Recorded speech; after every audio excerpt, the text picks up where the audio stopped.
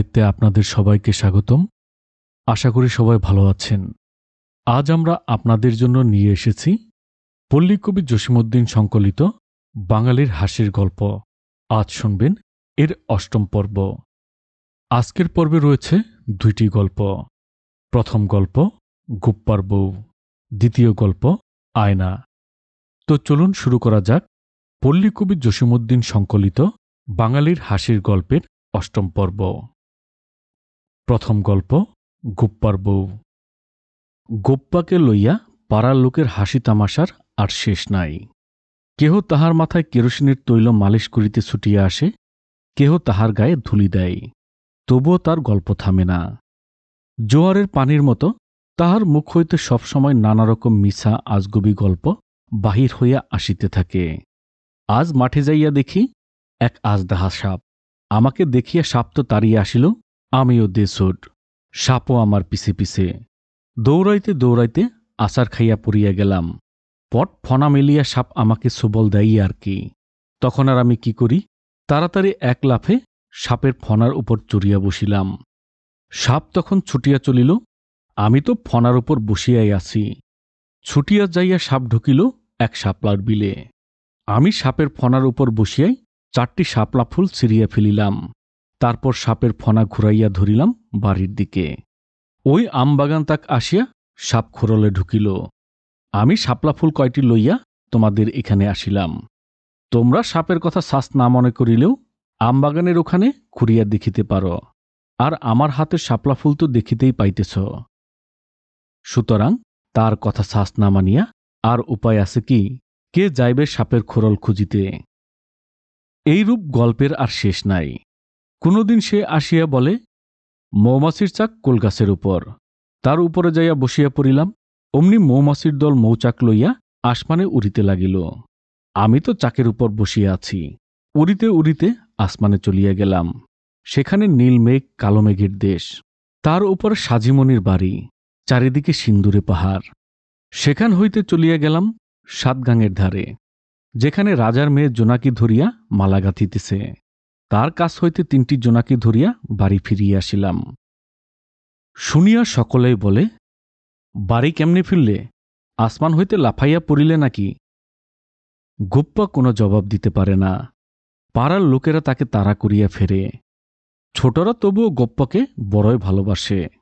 হোক তার গল্প মিছা আজগুবি, তবুও শুনিতে তো আর খারাপ লাগে না। গোপ্পার বউ বড় ভালো মানুষ, দেখিতেও খুব ছুরত, আর তার কথা কওয়া, চলন বলন আরও চমৎকার। তবুও সবাই তাহাকে দেখিলে বলে, এই যে গোপ্পার বউ আসিল। গোপ্পা যেখানে যত মিছা আজগুবি গল্প বলে, তাহাই নানা ভঙ্গি করিয়া লোকে গোপ্পার বউকে বলে, আর নানা রকমের হাসি তামাশা করে। বেচারির আর কত সয়। সেদিন গোপ্পা বউকে খুশি করিবার আশায় মনে মনে একটি চমৎকার আজগুবি গল্প বানাইয়া আনিয়াছিল। বাড়িতে আসিয়া বউয়ের মুখের দিকে চাহিয়া বড়ই মনমরা হইয়া পড়িল। সে কহিল, কি হইয়াছে বলো তো? বউ ঠেস দিয়া উঠিয়া বলিল, কি হইয়াছে বুঝতে পারো না? এই যে পাড়ায় পাড়ায় মিছা আজগুবি গল্প বানাইয়া বানাইয়া বলিয়া বেড়াও, লোকের টিটকারিতে তো আমি ঝালাপালা হইয়া পড়িলাম। আমাকে যেই দেখে সেই বলে, ওই যে গোপ্পার বউ আসিল। বউয়ের দুঃখ দেখিয়া গোপ্পার মন বড়ই খারাপ হইয়া পড়িল। সে বউকে কহিল, বলতো আমাকে কি করিতে হইবে? বউ বলিল, কি আর করিতে হইবে? তুমি তোমার ওই গল্পের ছালা কোথাও ফেলিয়া দিয়ে আসো। গোপ্পা অনেকক্ষণ ভাবিয়া বলিল, কাল সকালে আমি ওই সামনের পাহাড়টার ওখানে যাইয়া গল্পের ছালা ফেলিয়া দিয়ে আসব। সেখানে অনেক ভাগ ভাল্লুক থাকে, বড়ই বিপদের পথ। আর ফিরি কি না ফিরি কে জানে, তবুও যাব সেখানে কাল। বউ বলিল, তুমি ফেরো বা না ফেরো তার ধার ধারি না, গল্পের ছালা তোমাকে ফেলিয়া আসিতেই হইবে। রাগের মাথায় এ কথা বলিলে কি হইবে? শাস্ত মনে হয় না। তবুও যদি সেখানে ভাগ ভাল্লুকের ভয় থাকে। বউ সকালে উঠিয়া ভালো মতো পাক করিয়া দুধে ভাতে গোপ্পাকে পেট ভরিয়া খাওয়াইয়া দিল। খাইয়া দাইয়া পান চিবাইতে চিবাইতে গোপ্পা গল্পের ঝোলা ফেলিয়া আসিতে দূর পাহাড়ের পথে রওনা হইল। পথে যাইতে এমন ভঙ্গি দেখাইয়া চলিল, যেন কত বড় বোঝাটা সে মাথায় করিয়া লইয়া চলিয়াছে। সাজের বেলা গোপ্পা ফিরিয়া আসিল। বউ কহিল, গল্পের শালা একেবারে উজাড় করিয়া ফেলিয়া দিয়া আসিয়াছ তো? গোপ্পা বলিল, ফেলিতে কি পারলাম, আমি তো ওই পাহাড়ের কাছে গিয়াছি। অমনি এক বাঘ আসিয়া আমাকে দিল তারা। আমিও দৌড়, বাঘও আমার পাশে পাশে দৌড়াই। দৌড়াইতে দৌড়াইতে পাহাড়ের গোড়ায় যাইয়া পড়িলাম। সামনে আর পথ নাই। বাঘ তো একেবারে কাছে আসিয়া পড়িয়াছে। জানের ভয় কি আর করি। সামনে দেখিলাম একটি কচু গাছ। তার ডাল ধরিয়া উপরে উঠিতে লাগিলাম। বাঘও আমার পিছে পিছে উপরে উঠিতে লাগিল। উঠিতে উঠিতে আরও উঠিলাম, আরও উঠিলাম। বাঘও উঠিতে লাগিল। আমিও উঠতেছি, বাঘও উঠিতেছে। আমিও উঠিতেছি, বাঘও উঠিতেছে। তারপর আমাদের দুইজনের ভারে কচু গাছের ডাল ভাঙিয়া গেল। পরি একেবারে তোমার ভাইদের বাড়ির সামনে গিয়া পড়িলাম। তোমার ভাইয়ের বউ আজ মুরগি পাক করিয়াছিল আর চিতই পিঠা, তাই খাইয়াই বাড়ি ফিরিলাম। গল্প শুনিয়া গপ্পার বউ হাসি গোপন করিয়া বলিল, ওমা, তোমাকে পাঠাইলাম গল্পের শালা ফেলিয়া দিয়ে আসিতে, আর তুমি কিনা আরেক শালা গল্প মাথায় করিয়া বাড়ি ঢুকিলে। দ্বিতীয় গল্প, আয়না। এক চাষি খেতে ধান কাটিতে কাটিতে একখানা আয়না কুড়াইয়া পাইল। তখন এদেশে আয়নার প্রচলন হয় নাই। কাহারও বাড়িতে একখানা আয়না কেহ দেখে নাই। এক কাবলিওয়ালার ঝুড়ি হইতে কি করিয়া আয়নাখানা মাঠের মধ্যে পড়িয়া গিয়াছিল। আয়নাখানা পাইয়া চাষি হাতে লইল। তাহার উপর নজর দিতেই আয়নার ভিতরে মানুষ।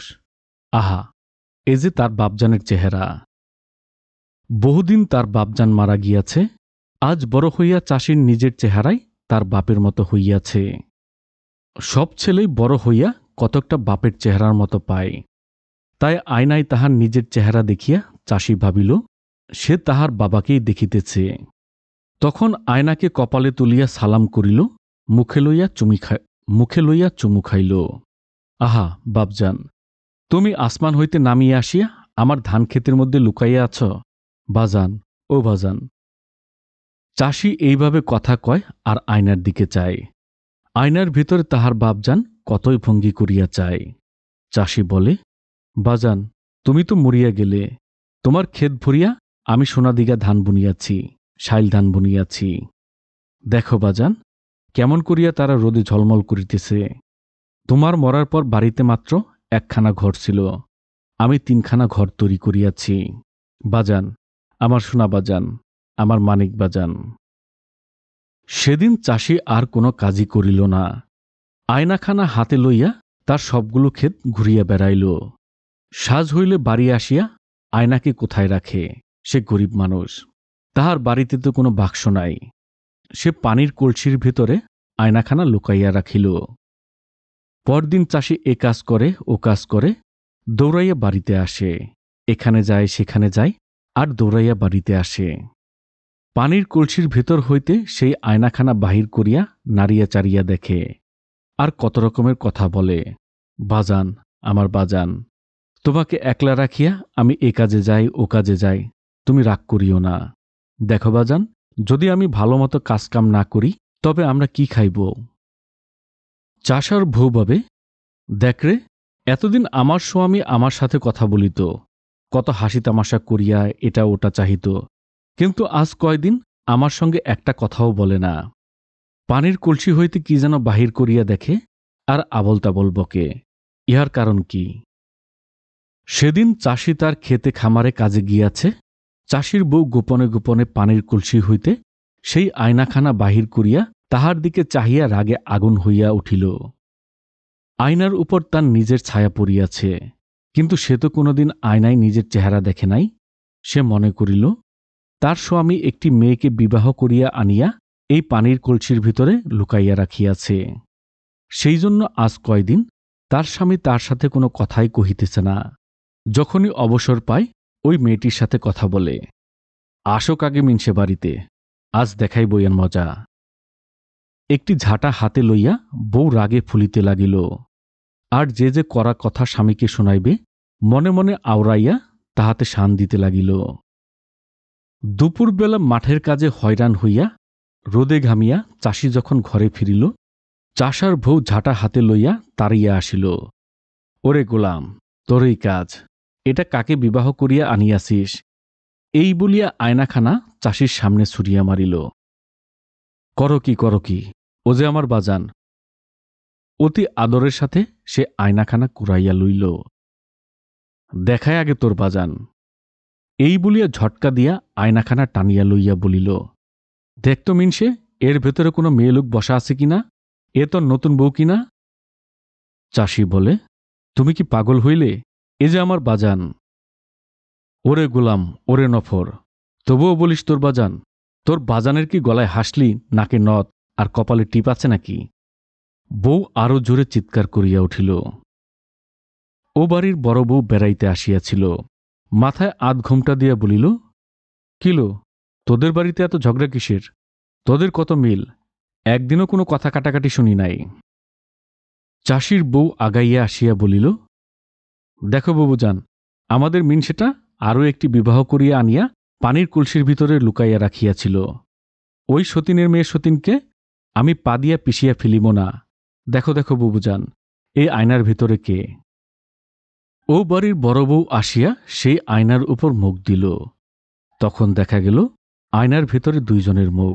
ও বাড়ির বড় বউ বলিল, এ তো তোর চেহারা, আর একজন কার চেহারা যেন দেখিতে পাইতেছি।